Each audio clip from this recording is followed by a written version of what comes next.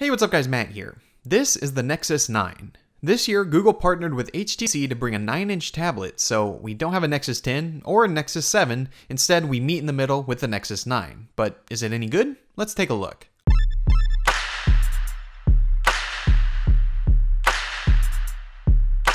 So as for build, it really does seem like an iteration on the Nexus 7 rather than a full redesign.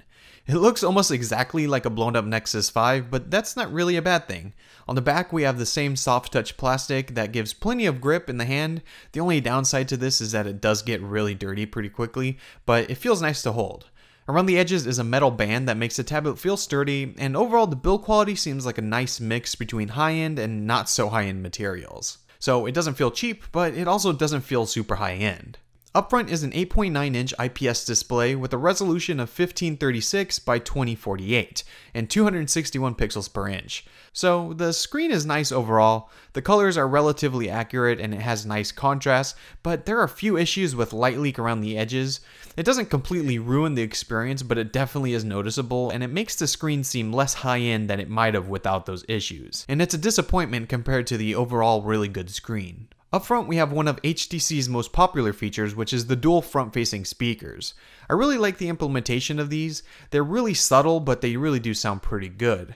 They aren't quite as good as the boom sound speakers on the HTC One and Mate, but they give you a nice stereo sound, and they are definitely some of the best out there on a tablet. And I actually found myself turning them down because they were a little bit too loud when I was listening to things, and that is definitely something that I never really do on a tablet, so it's good to see that you have that nice range of great sound quality and volume. Around back is an 8 megapixel camera and flash, and you know, it exists, but that definitely seems like something that was included because they had to, rather than because it was a quality feature.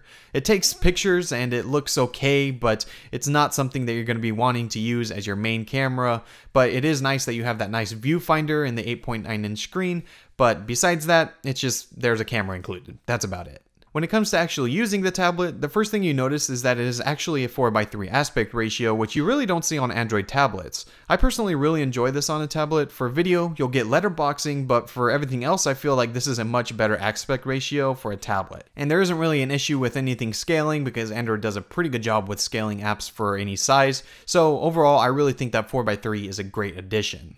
On the inside, we have a little bit of a different chipset than we're used to. This has a 2.3 GHz dual-core NVIDIA Tegra K1 CPU with a Kepler DX1 GPU and 2 GB of RAM, so it's a little bit different than we're used to.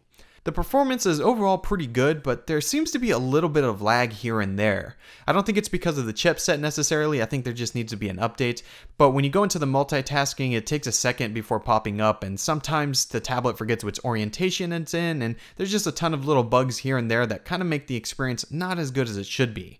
But I've heard a few people say that they did get an update that fixed these issues, but no such luck for me. But being that this is a Nexus tablet, the biggest thing here is that it's running Android 5.0 Lollipop, which is the latest iteration of Android. Now, I've covered a lot of the features in videos before, so I'll leave those videos down below in the description box, so go check those out if you want to know more about Lollipop itself.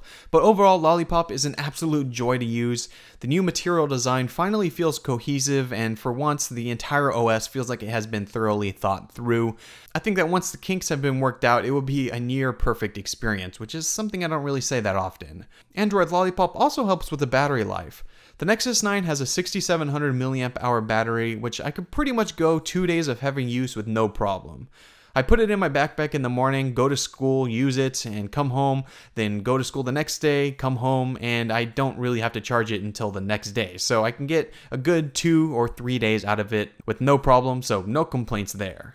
Overall, this is a pretty solid tablet that has a lot of great things to offer, like Lollipop and the front-facing speakers, but when I use it, I can't help but feel that this is a tablet Google made to show other manufacturers that this is the starting off point, and hopefully they will take it further. It really feels like the bare bones minimum of what an Android tablet should be, nothing more. The main reason you would buy this tablet is because of the stock Android experience. It's not any cheaper, it doesn't necessarily look any better than any of the tablets out there, it doesn't necessarily do any more than any of the other tablets out there. The one big thing here is that it's running Lollipop, which is something that if it's important to you, this is the one to get.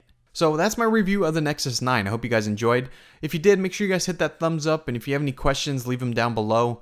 If you want to see more videos like this, make sure you guys hit subscribe. Again, my name is Matt, and I'll see you guys in the next video. See ya!